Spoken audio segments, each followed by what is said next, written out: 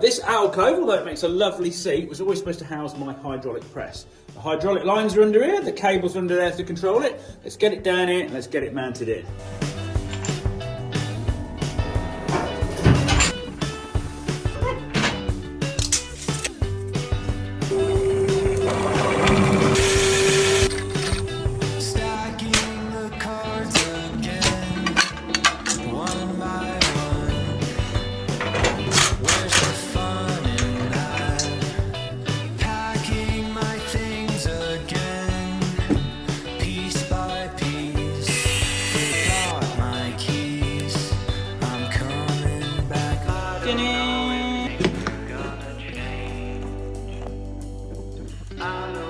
Oh, excellent. It's fitted. It works all the time. It's a lovely, neat job. Thank you very much. You can check out a video on my channel where you actually see me making this. It is fantastic. Boom, subscribe.